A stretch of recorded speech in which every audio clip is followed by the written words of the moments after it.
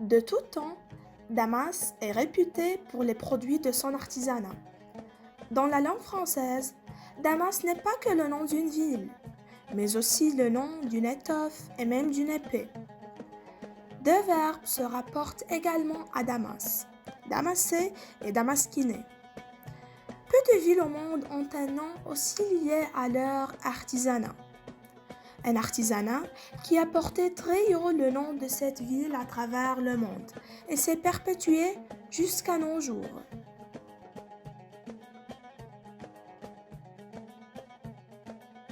Parmi ces métiers de l'artisanat, la mosaïque, qui est considérée comme un savoir-faire exclusif des Damascènes inégalés.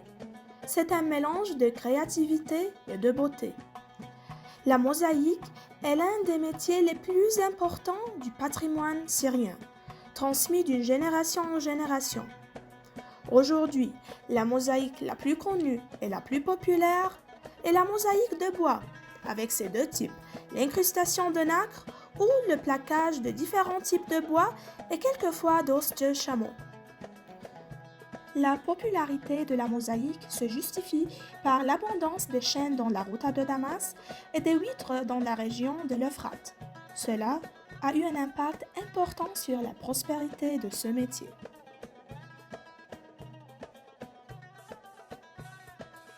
La technique de la mosaïque est apparue il y a 300 ans. Nous la devons à un artisan damascène nommé Gergi Jebraïl Bitar. Il est le premier ébéniste à avoir travaillé ce type d'incrustation. Il a créé une entreprise et a instauré un savoir-faire qu'il lègue à ses compagnons et à tous les artisans à Damas. Invention damascène. La mosaïque, c'est l'art de l'assemblage, un travail qui demande du temps, de la précision et beaucoup de passion. Pour bien comprendre ce métier damascène, j'ai visité deux ateliers. Le premier, situé à la rue Anani dans la vieille ville de Damas. Tout d'abord, on découpe les morceaux de bois pour faire la structure demandée. On va la plaquer ensuite sur les pièces à décorer. Armoire, table, fauteuil, jeu de tric-trac. Pour faire la mosaïque. Pour composer ces figures décoratives, le mosaïste utilise plusieurs genres de bois, tels le citronnier, l'olivier, l'eucalyptus, le cyprès, le noyer et le rosier, qui se distinguent par leurs différentes nuances de couleurs afin de mettre en évidence le dessin exécuté. Il les découpe en bâtonnets très fins, à l'aide d'une scie à ruban. Il les rassemble après pour composer le dessin géométrique présent dans sa tête grâce à son expérience héritée. Comme vous voyez,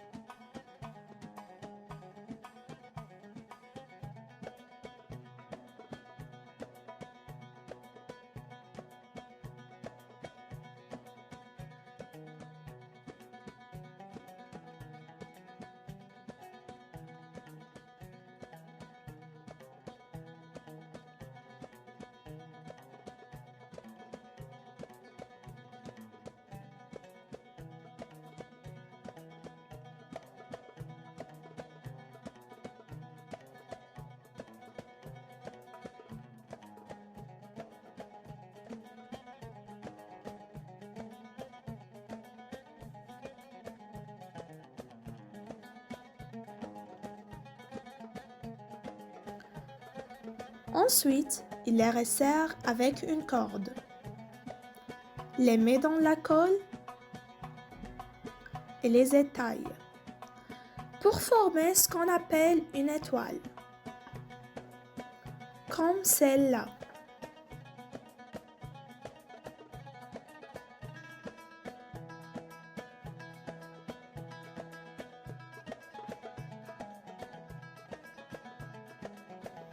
Ensuite, cette pièce est coupée en plaquettes très fines. L'artisan rassemble ces plaquettes selon la forme prévue initialement. Donc, on a maintenant des formes géométriques marquetées de bois. Et c'est l'agencement des figures et le respect de la symétrie des bords qui constitue l'étape la plus délicate. Là où l'artisan devient artiste.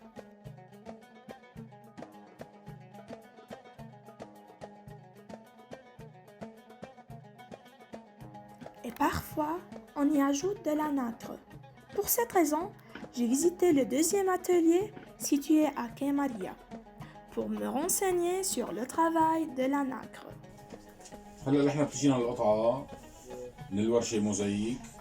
On a maintenant cette pièce de mosaïque. On creuse le bois selon un dessin précis pour y insérer les morceaux de nacre.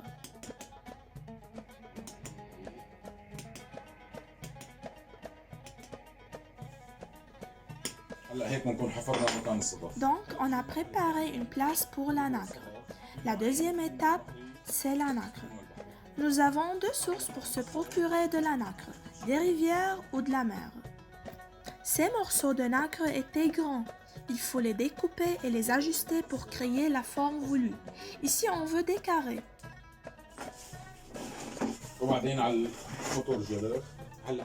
Actuellement, on utilise une pierre à aiguiser appelée la queue. Autrefois, on utilisait une lime.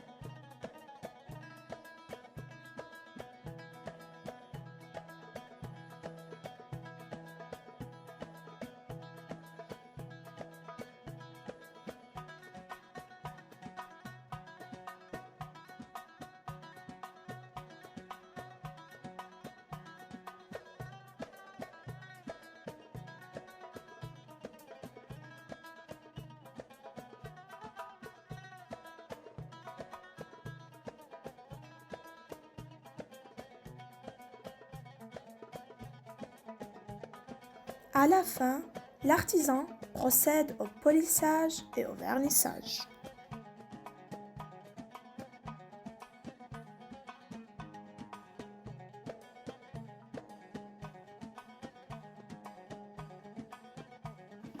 Pour terminer, j'ai effectué une interview avec Monsieur Eli Hamoui. Quand est-ce que métier a vu le jour? Grâce à Georgie Bitar, il a créé la technique de la mosaïque sur bois et a fait évoluer cet artisanat en réalisant des dessins géométriques variés, combinant non seulement de la nacre traditionnelle, mais aussi l'os et des morceaux de bois d'origine différente. Comment vous avez appris ce métier? Quand j'étais petit. Mon père me l'a appris. Quel est le temps moyen pour confectionner une pièce? Minimum 3 mois. Et il y a des pièces qui prennent 2 ans. Quelles sont les difficultés que vous rencontrez dans votre métier? Il y en a beaucoup. Par exemple, les matières utilisées ont un impact sur la santé, comme la colle, qui affecte la respiration et aussi la poussière.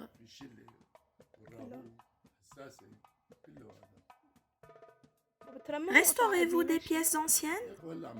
Oui, par exemple, maintenant je restaure cette pièce qui a 90 ans. Pensez-vous qu'il existe un avenir pour la mosaïque? Certainement, il est nécessaire d'assurer un avenir à ce métier, parce qu'il n'existe qu'à Damas. Et aussi, je restaure cette boîte. On y incruste la nacre et l'os.